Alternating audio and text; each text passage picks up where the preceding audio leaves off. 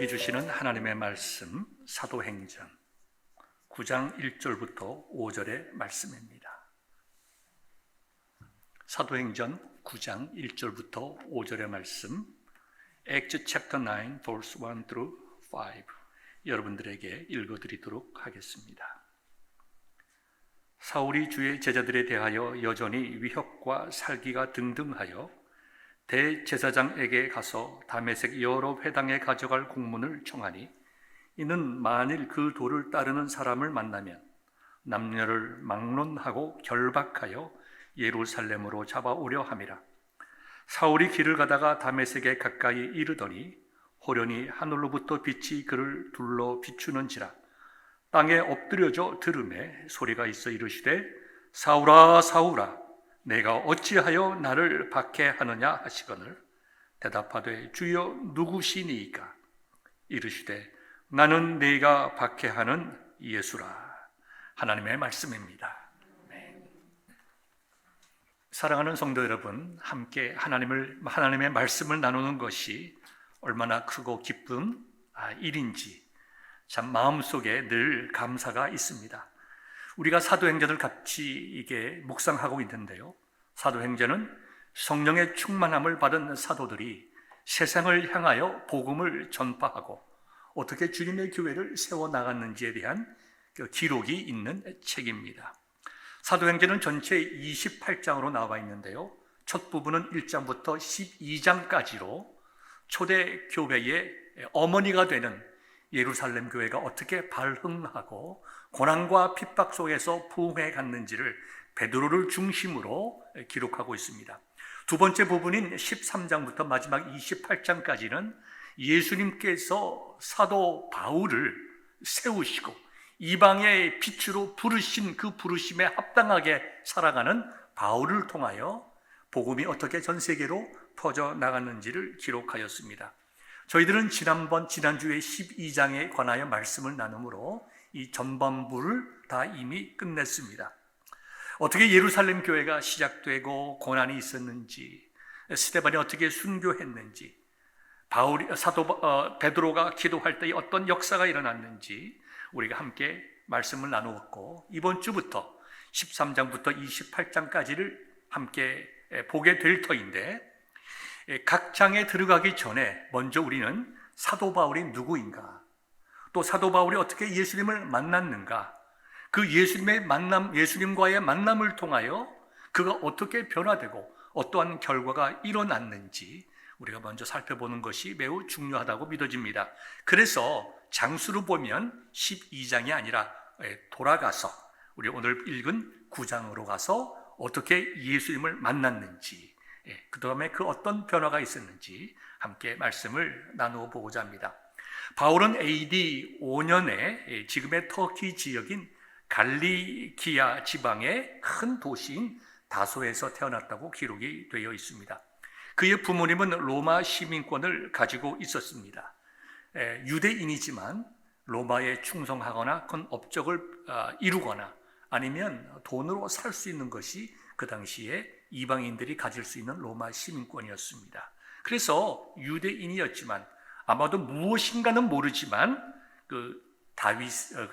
바울의 그 부모님이 매우 부유하고 사회적인 지위가 있었던 것 같습니다. 그래서 바울은 혈통적으로 유대인이었지만 태어나면서부터 로마 시민권을 가지고 있었습니다.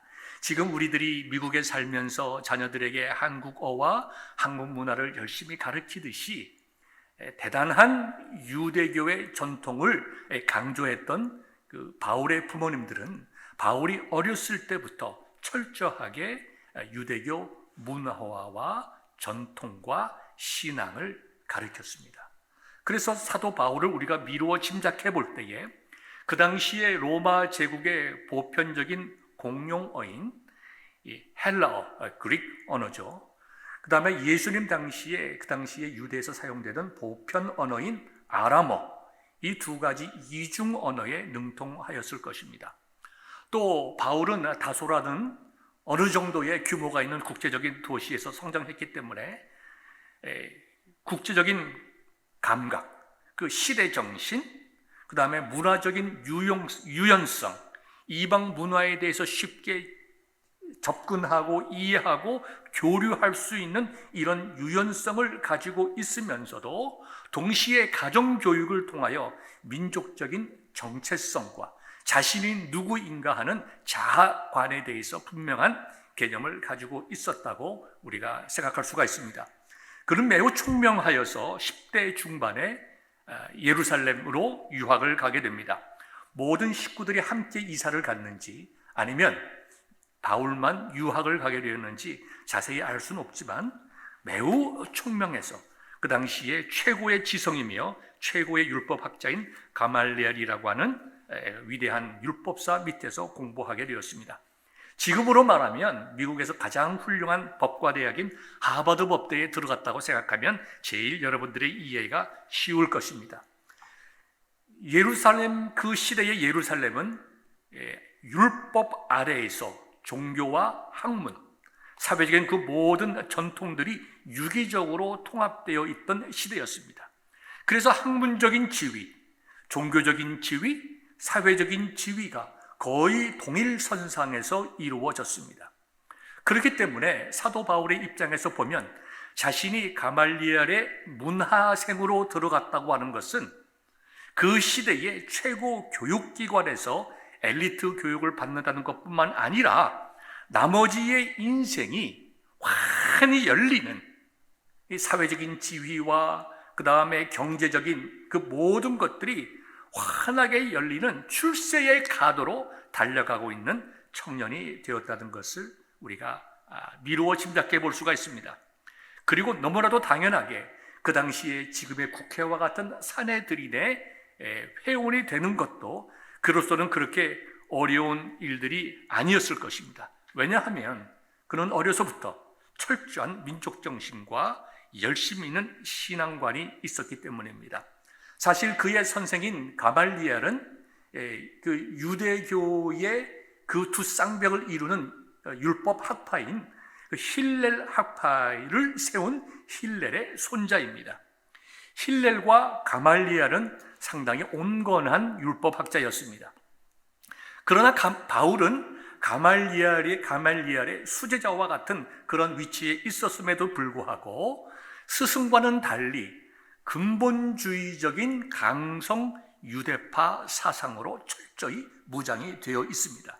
그래서 우리가 오늘의 본문인 사도행전 9장 1절과 2절을 보면 사울이 주의 제자들에 대하여 여전히 위협과 살기가 등등했다고 하였습니다.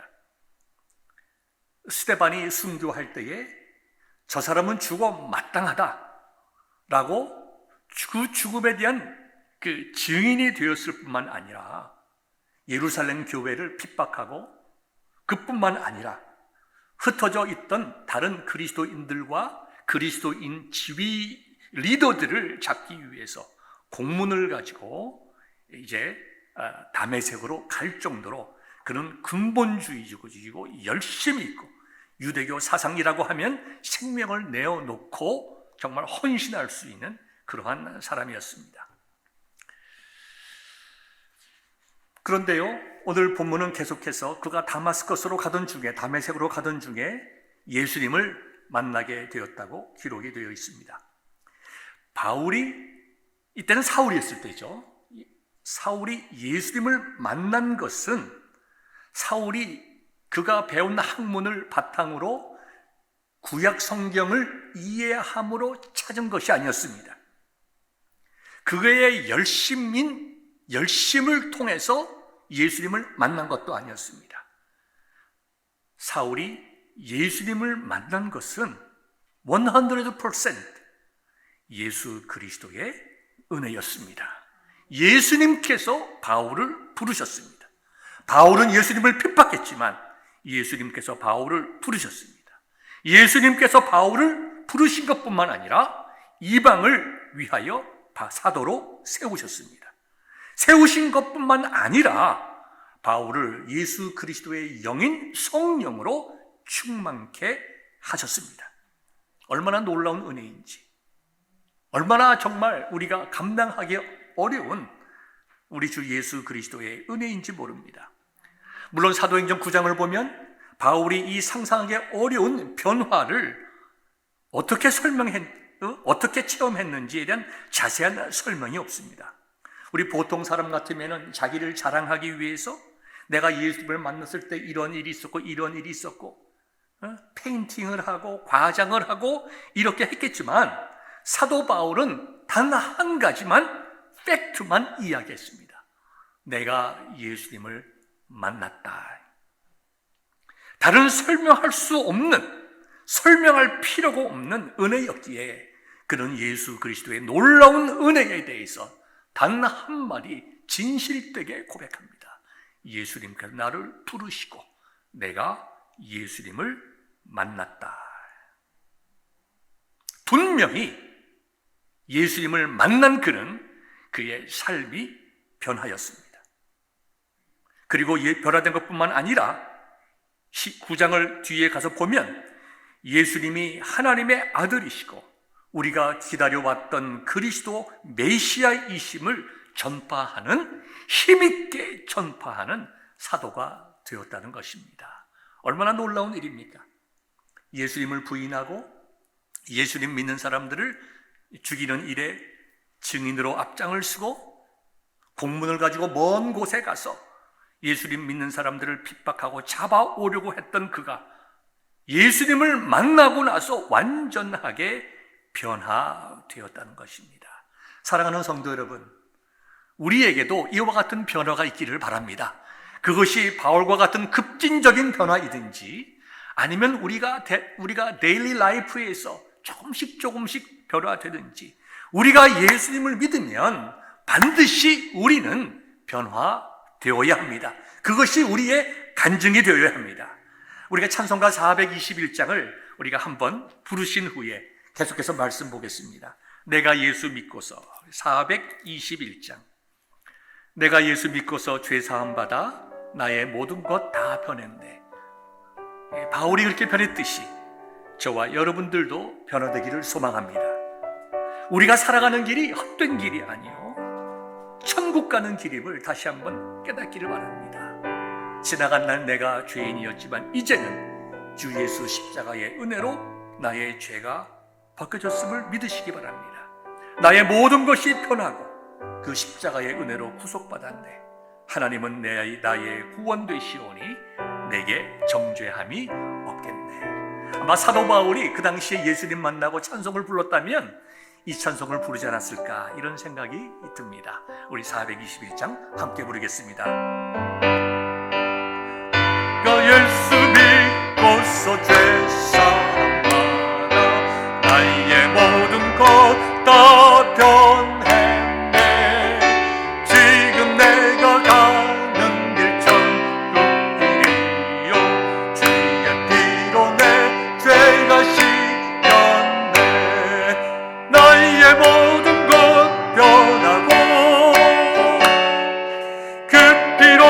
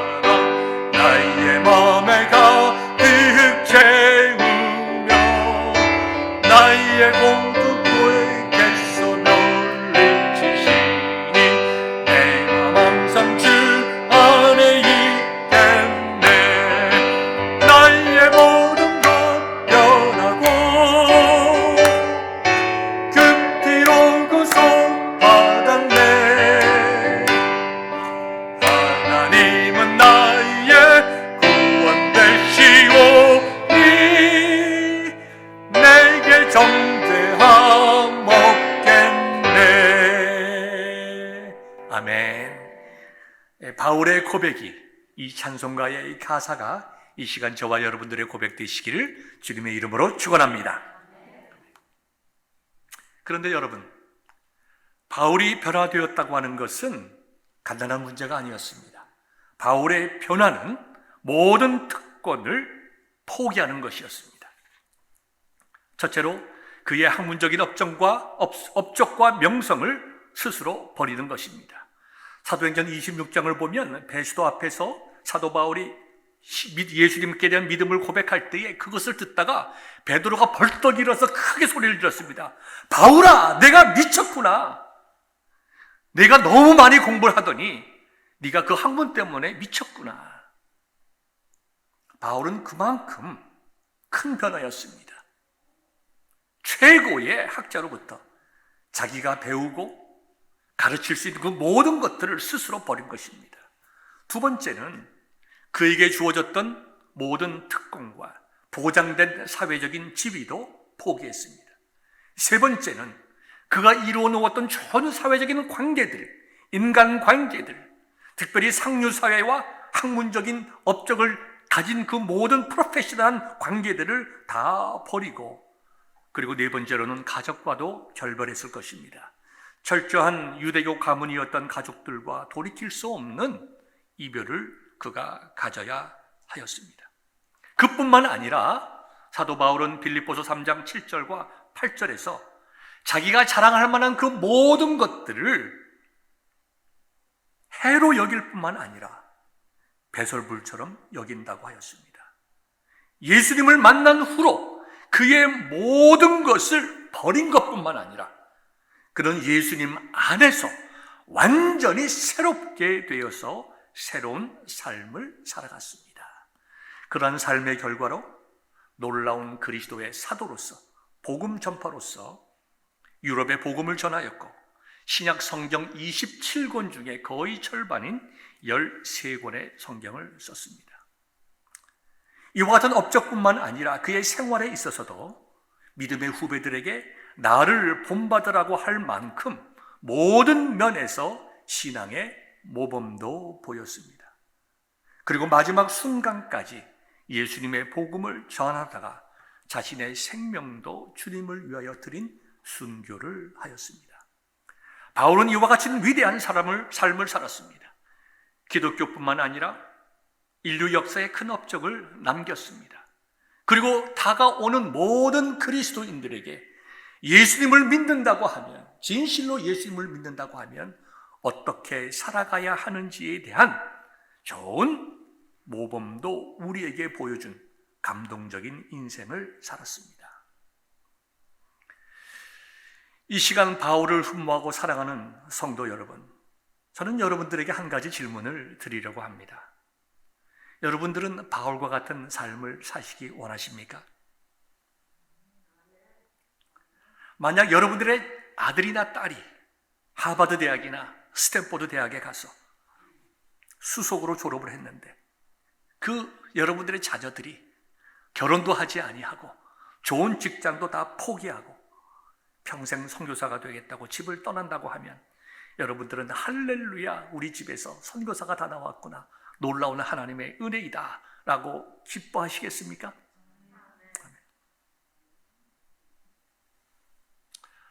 기뻐하시는 분들도 계시겠지만 어떤 분들은 여보, 제가 미친 모양이야, 쟤를 좀 붙잡아, 이렇게 이야기하는 분들도 있을 줄 모르겠습니다. 여기에 우리의 믿음과 현실의 차이가 있습니다. 여기에 신앙인으로서 오늘을 살아가는 우리들의 고민도 있습니다. 저는 오늘 이 고민에 대해서 여러분들과 함께 말씀을 나누기를 원합니다. 첫 번째는 여러분들을 위로하고 이해하고 격려하고 싶습니다. 무슨 말씀인가 하면 우리가 바울처럼 그러한 삶을 살지 못했다고 해서 우리가 너무 낭망하거나 우리가 너무 하나님 앞에 죄스러워하지 않기를 바랍니다. 우리는 바울이 아닙니다. 우리는 바울처럼 탁월하지도 않습니다. 우리는 감히 바울과 비교할 수도 없습니다. 그리고 우리에게 바울과 같은 은사와 능력과 똑똑함이 있다 하더라도 우리는 그가 살아갔던 삶의 발자취를 따라가서 놀라운 업적을 남길 수도 없을 것입니다. 아마 불가능할 것입니다. 물론 우리들은 예수님을 사랑합니다. 그리고 예수님의 삶을 따라가고 싶은 마음도 분명히 있지만 우리는 감히 바울과 비교할 수 없는 지극히 평범한 사람들입니다. 특별히 바울이 이루어 놓은 업적을 생각하면서 나는 왜 바울처럼 못 사는가? 바울은 저렇게 위대한 인생을 살았는데 왜 내 인생은 이렇게 바울과 같지 못한가? 이런 생각을 한다고 하면 우리는 우리 자신이 누구인지, 얼마나 부족하고 연약하고 우리 자신들이 하나님 앞에 부끄럽고 정말 무자격한가, 그걸 모르는 것입니다. 바울은 자신의 인생을 달리기와 여러 번 비유했습니다. 빌립보서 3장 14절에서 나는 표대를 향하여 그리스도 예수 안에서 하나님이 위에서 부르신 부름의 상을 위하여 달려가노라. 이렇게 자신의 인생을 마라톤에 비유하였습니다. 여러분, 우리가 믿는 성도이건 아니건 우리의 인생도 마라톤과 비슷합니다. 그러나 우리 인생의 마라톤은 세상에서 올림픽의 마라톤과는 매우 다릅니다. 올림픽에 있어서 마라톤은 같은 날에, 같은 시간에, 같은 코스를, 같은 조건에서 같은 거리인 42.195km, 26마일 385야드를 동시에 출발하여 달립니다. 그렇기 때문에 누가 금메달을 받든지 그것은 공정한 일입니다. 그러나 인생의 마라톤은 올림픽의 마라톤과 달리 출발점부터 다릅니다. 어떤 사람은 부잣집 유복하게 태어나기도 하고 어떤 사람은 가난한 집에 태어나기도 합니다. 어떤 사람은 경제적으로 나라가 부강할 때 태어나기도 하고 어떤 사람은 전쟁의 포화 속에 태어나기도 합니다. 심지어 어떤 사람은 정상적으로 태어나지만 어떤 사람들은 장애인으로 태어나기도 합니다. 어떤 사람들은 사도 바울처럼 총명하게 태어나기도 하고 어떤 사람은 아무리 노력해도 따라갈 수 없는 상대적으로 약한 두뇌로 태어나기도 합니다. 세상을 살아가는 과정에 있어서도 어떤 사람들은 좋은 환경 속에서 좋은 사람들을 만나 나는 참 복받은 사람이다 이렇게 평탄하게 살아가는 사람이 있는가 하면 어떤 사람들은 원치 않는 환경과 원치 않는 사람들에 의하여 끊임없는 고통과 아픔을 겪으며 살기도 합니다. 어떤 사람은 돈 버는 재주가 있어서 편안하게 인생을 여행하며 정말 여유롭게 살아갑니다. 그 어떤 사람들은 하는 일마다 어렵고 괴로워서 경제적으로 고통당하며 사는 사람들도 많이 있습니다. 모든 것을 종합해서 설명하면 어떤 사람들은 따뜻한 봄날 같은 인생 살아가는가 하면 어떤 사람들은 눈보라가 치는 진흙탕 같은 그런 인생의 마라톤을 달려가는 경우도 있습니다. 여러분들은 어떤 인생을 살아가고 있습니까? 나는 참 평탄하다라고 하는 그런 분들보다 나는 참 어렵고 힘든 인생을 살아왔고 살아간다라고 하는 분들도 있을 것입니다. 오늘은 제가 미국 온 지 35년 되었습니다. 한국에서 살 때는 그런 어려움을 못 겪었지만 지난 35년 미국에서의 인생을 생각해 보니까 오늘 아침에 이렇게 날짜를 보면서 딱 35년 살았구나. 참 어렵고 힘든 인생 살아왔다. 갑자기 내 눈물이 뜨거워지는 것을 느꼈습니다. 그러나 우리가 인생길 험하고 험한 이민 생활 아무리 어렵다고 해도 사도 바울만큼 고생했겠습니까? 사도 바울이 어떤 삶을 살아봤는지 여러분들이 너무나 잘 아시기 때문에 이 시간 말씀은 드리지 않아도 될 것 같습니다. 어쨌든 우리가 바울의 인생을 바라보고 우리의 인생을 바라보든 신앙의 눈으로 바라보든 아니든 간에 인생의 삶이라고 하는 것은 인생의 마라톤은 절대로 공평하지 않습니다. 공정하지도 않습니다. 그렇기 때문에 우리는 사도 바울의 인생과 우리를 비교하여 우리를 평가하면 안 됩니다. 사도 바울뿐만 아니라 우리는 그 누구와도 우리의 인생과 삶을 비교해서도 안 되고 비교할 수도 없습니다. 바울만큼 위대한 인생을 살아가지 못했다고 하더라도 우리의 모든 인생은 다 다르고 출발점과 과정이 다르기 때문에 우리의 인생들은 다 의미가 있고 가치가 있는 것입니다. 그리고 우리가 어떻게 살아왔든지, 우리가 성공의 삶을 살아왔든지 실패의 삶을 살아왔든지 하나님께서는 현재 저와 여러분들의 이 모습을 그대로 사랑하신다는 것입니다. 그렇기 때문에 우리는 주 예수 십자가의 은혜 속에서 우리의 인생을 바라보면서 실망할 필요가 없고, 비록 잘못된 인생이 있었다고 하면 이 시간 주 예수 그리스도의 십자가의 은혜를 붙잡고 나머지 인생을 잘 살아가면 되는 것입니다. 여러분, 여러분의 인생은 귀하고 가치 있습니다. 절대로 그 누구와 비교하지 말고 지나간 날 하나님의 은혜에 감사하고, 부족한 점이 있었다면 그럼에도 나를 사랑하시는 예수 그리스도의 은혜 붙잡고 일어서시는 귀한 성도 되시기를 주님의 이름으로 축원합니다. 두 번째는요, 굉장히 중요한 말씀인데요, 우리가 사도 바울과 같은 위대한 일은 하지 못했다고 하더라도 우리가 반드시 가져야 할 일이 있습니다. 그것은 주 예수 그리스도를 향한 바울의 마음이 우리의 마음이 되어야 한다는 것입니다. 그런 마음이 없다면 우리는 진짜로 부끄러운 인생을 살아가고 있는 것입니다. 주님과 복음을 향하여 가졌던 바울의 마음이 우리에게 없다면 그 사람은 그리스도의 제자가 아닙니다. 예수님을 진실하게 따라가는 제자들도 아닙니다. 어쩌면 필요한 것을 얻기 위하여 예수님을 바라보기만 하는 자와 같습니다. 우리의 마음의 중심은 어떠한 삶을 살아가든, 어떠한 인생을 살아가든, 얼마나 많은 업적을 남겼던 그렇지 않던, 인생의 고통 속에 있던, 눈물 속에 있던 우리의 마음은, 주님을 향한 우리의 마음은 사도 바울과 같이 뜨거운 마음으로 가득 차야 합니다. 예수님께서는 이와 같은 말씀의 의미를 우리에게 달란트 비유를 통해서 주셨습니다. 5달란트 받은 사람도 있었고 2달란트 받은 사람, 1달란트 받은 사람이 있었습니다.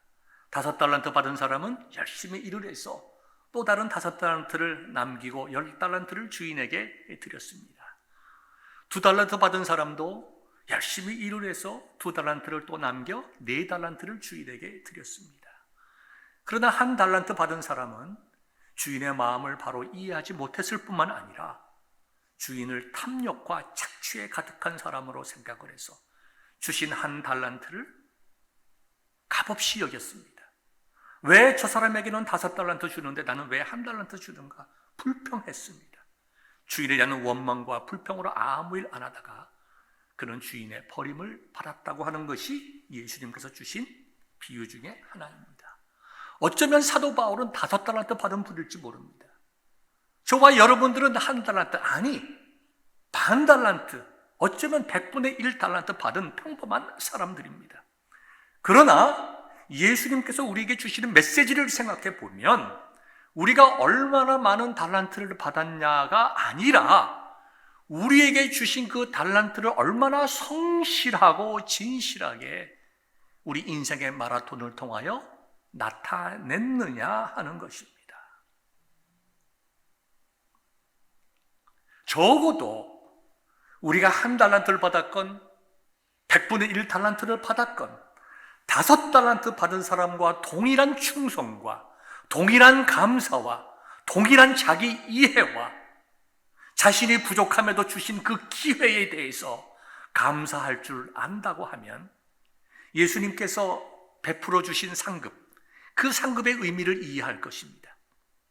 예수님께서는 5달란트 받았다가 10달란트 가져온 사람과 2달란트 받았다가 4달란트 가져온 그 종을 공평하게 똑같은 상급을 주셨습니다. 하나님은 공평하십니다. 우리가 얼마나 많은 일을 했느냐가 중심이 아니라 어떤 마음의 자세로 주님을 바라보며 어떠한 마음의 자세로 주님을 섬겼느냐, 그것을 보시고 공평하고 공정하게 우리를 취급하여 주십니다. 이것이 은혜 아닙니까? 만약에 예수님께서 우리를 보시면서 너는 왜 사도 바울처럼 살지 못했느냐? 너는 왜 선교사로 가지 아니하였느냐? 너는 왜 하나님의 말씀을 담대하게 증거하지 못했느냐? 우리와 이 바울을 비교해서 평가하신다고 하면 우리는 설 자리가 어디 있겠습니까? 그러나 분명히 예수님께서 마지막 때에 저와 여러분들에게 물어보실 것입니다. 내가 사도 바울과 동일한 마음으로 나를 사랑하였는가? 동일한 마음으로 복음을 위하여 너의 삶을 드렸는가? 여러분, 우리가 이것을 반드시 이 시간 기억해야 됩니다. 그리고 우리가 주 예수 그리스도 앞에서 이와 같은 마음을 가진다고 하면 우리의 삶은 바울의 삶과 동일한 삶인 것을 믿음으로 고백하는 귀한 성도 되시기를 주님의 이름으로 축원합니다. 세 번째로, 이와 같은 삶을 살기 위해서는 우리가 꼭 기억해야 될 것이 있습니다. 이 시간 여러분들에게 세 가지 점을 말씀드리려고 합니다. 첫 번째, 신앙의 본질에 충실한 성도들이 되시기를 바랍니다. 그러면 바울처럼 살아갈 수가 있습니다. 신앙의 본질이 무엇입니까? 우리를 향해 생명 주신 주 예수 그리스도의 은혜에 감사하는 것입니다.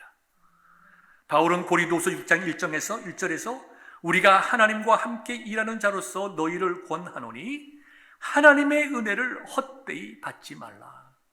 하나님의 은혜를 헛되이 받지 말라. 우리가 하나님과 함께 일하는 자로서 너희에게 권면한다. 사랑하는 여러분, 하나님의 은혜를 헛되이 받지 마십시오. 바울을 향한 하나님의 은혜와 저희를 향한 하나님의 은혜가 다릅니까? 아닙니다. 동일한 은혜입니다. 예수님께서 생명 주셔서 바울을 구원하신 그 은혜와 정말 우리가 우리 자신들을 바라보면 정말 무가치하다고 생각하지만 우리 같은 죄인을 위하여 생명 주신 예수 그리스도의 그 은혜는 바울이든지 저희든지 동일하다고 하는 것입니다. 바울과 우리는 동일한 은혜를 받았다는 것입니다. 그렇다면 바울이 주 예수 그리스도의 십자가의 은혜를 헛되이 받지 아니한 것처럼 우리 역시 은혜를 헛되이 받지 말아야 하는 것입니다. 바울은 은혜가 무엇인지 알았습니다. 그렇기 때문에 예수님을 믿는다는 것이 무엇인지 알았습니다. 예수님께서 생명 주셔서 그를 부르신 이 부르심의 이유도 알았고 그 부르심에 대한 이유를 알자 그 부르심이 그의 소명이 되었습니다. 그의 소명을 이루는 것이 그의 삶의 목적이 되었기에 그는 소명을 따라 살아가는 그 어려운 인생 마라톤 길을 달려가는 자가 되었습니다. 그러므로 무엇을 얼마나 이루었느냐가 우리와 바울을 비교하고 내가 바울만큼 이루었느냐 이루지 못했느냐로 비교할 것이 아닙니다.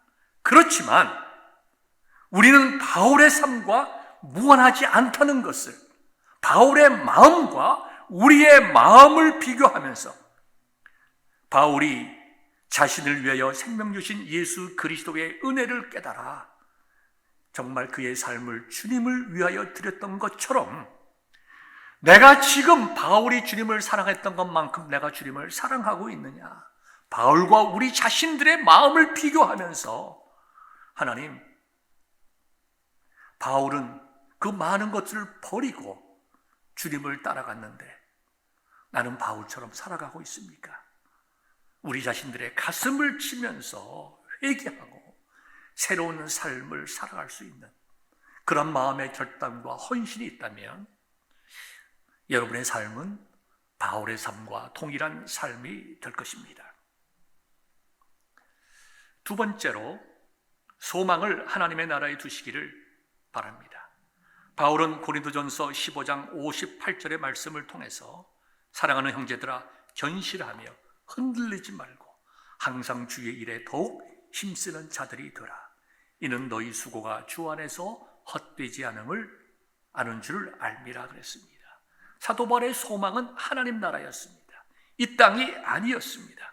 하나님 나라에 대한 소망의 확신이 있었을 때에 그는 이 땅의 일을 위하여 갈등하지 아니하고 다투지 아니하고 지나치게 그의 인생을 허비하지 않은 것처럼 우리의 인생의 궁극적인 목표가 하나님의 나라임을 깨닫고 그 하나님의 나라를 바라보며 찬송하고 걸어간다고 하면 우리에게 주어진 삶의 과정들을 통해서 하나님 나라를 이 땅에서 이루어 간다고 하면 그것은 분명히 저와 여러분들의 삶이 바울의 삶과 동일한 삶이 될 줄 믿습니다. 마지막 세 번째로 선택하고 집중할 수 있기를 바랍니다. 그러면 우리 역시 바울처럼 살 수 있습니다. 바울은 예수 그리스도에 의하여 부르심을 받자 가장 예수님을 잘 섬길 수 있는 방법을 찾았습니다. 그것은 그가 자랑할 만한 모든 것들을 다 배설물처럼 버리는 것입니다. 그리고 그렇게 할 때에 예수 그리스도의 능력이 그를 통해서 나타나는 것을 체험하였습니다. 그래서 그 능력을 붙잡고 그에게 주어진 소명에 집중하는 인생을 살았습니다. 선택과 집중은 우리 교회의 니카라구아 선교 전략 아닙니까? 우리 교회가 전 세계를 향하여 복음을 증거해야 될 책임이 있습니다. 귀한 일입니다. 그러나 우리는 제한된 시간과 제한된 자원이 있습니다. 그래서 동일한 마음과 동일한 소명을 가지고 우리가 할 수 있는 일이 무엇인가? 우리 교회의 규모 쪽에서, 우리 교회의 예산 속에서, 우리 교회의 성도의 그 정말 열심을 가지고 할 수 있는 일이 무엇인가? 선택하고 집중하여 니카라구아 선교를 하고 있지 않습니까? 얼마나 많은 일을 하는 것보다 얼마나 기도하는 가운데 순종하고 그것이 개인이든 교인이든 성령의 인도하심 가운데 발견한 그 소명을 집중하여 섬기는 일, 사도 바울이 우리에게 보여준 귀한 모범입니다. 이와 같이 마음을 다하고 뜻을 다하여 우리에게 맡겨진 사명에 집중하는 것은 바로 바울처럼 살아가는 것입니다. 사랑하는 성도 여러분, 이제 말씀을 맺겠습니다.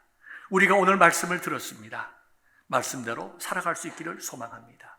우리가 바울과 비교해서 많은 일은 하지 못한다 하더라도 예수님 앞에서 모든 것을 공평하게 평가하시는 예수님 앞에서 우리는 바울처럼 살아갈 수 있음을 믿으시기를 바랍니다. 내 인생도 예수님 앞에서 바울처럼 가치 있고 의미 있는 인생이다 확신하고 믿음의 길을 갈 수 있기를 바랍니다. 그래서 저와 여러분들의 삶이 정말 사도 바울이 고백했듯이 하나님 나라의 상급을 향하여 달려가는 귀한 인생 되시기를 우리 주의 이름으로 축원합니다. 아멘. 우리 찬송 부르면서 주신 말씀을 다시 한번 되새기겠습니다. 그리고 이 찬송 부른 후에 말씀 붙잡고 기도하겠습니다.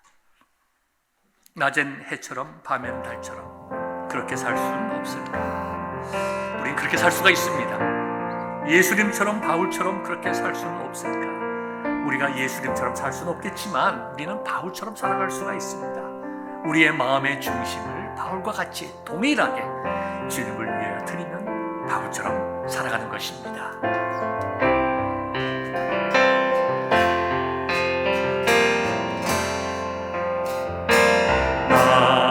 낮의 해처럼 밤의 달처럼 그렇게 살 순 없을까? 욕심도 없이 어느 세상 비추어 온전히 남을 위해 살듯이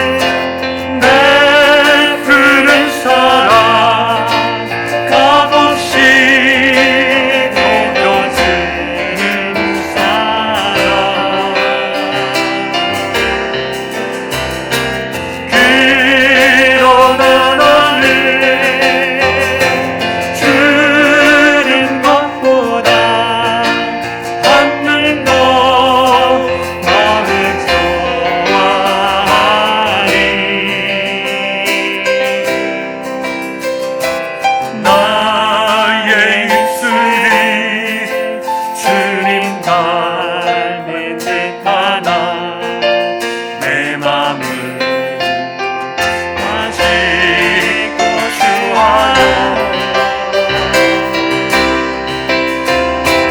받을 사랑만 개수하고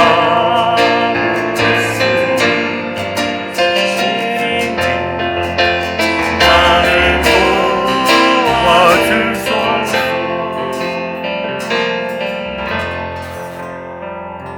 사랑하는 성도 여러분, 우리 시간 기도하겠습니다. 사도 바울을 향한 주님의 생명 주신 은혜와 이 시간 결단하는 여러분을 향하여 주신 예수 그리스도의 생명 주신 은혜는 동일합니다. 우리는 각각 다 다른 조건에서 태어났지만 그럼에도 불구하고 우리는 동일한 마음을 가질 수가 있습니다. 바울의 마음을 동일하게 우리도 가질 수가 있습니다. 이 시간 결단할 수 있기를 바랍니다. 내가 가진 것도 부족하고 건강도 부족하고 내가 무엇인가 주를 위하여 할 수 있는 특별한 은사도 없지만 그러나 적어도 마음만큼은 사도 바울이 주님을 사랑했던 것처럼 나도 동일하게 주님 사랑하기를 원합니다. 주님 앞에 섰을 때에 사랑하는 내 아들아, 사랑하는 내 딸아, 내가 어찌 그리 사도 바울처럼 나를 사랑할 수 있었느냐. 정말 감동적인 주님의 음성을 듣고 싶습니다. 여러분, 이것이 이 시간 저와 여러분들의 간절한 소망 되기를 바랍니다. 그래서 한 가지 기도 제목, 주님, 사도 바울처럼 주님 사랑하게 하옵소서. 그리고 사도 바울처럼 주님 따라가는 그런 귀한 성도 되게 하옵소서. 이 시간 결단하오니 은혜도 주시고 능력도 주시고 지혜도 주시고 기회도 주옵소서. 내가 주를 위하여 내 마음을 이 시간 드리겠나이다. 기도하겠습니다. 은혜와 사랑에 충만하신 하나님 아버지, 저희들이 이 시간 말씀을 들었습니다. 저희들이 가진 것이나 능력이나 열심히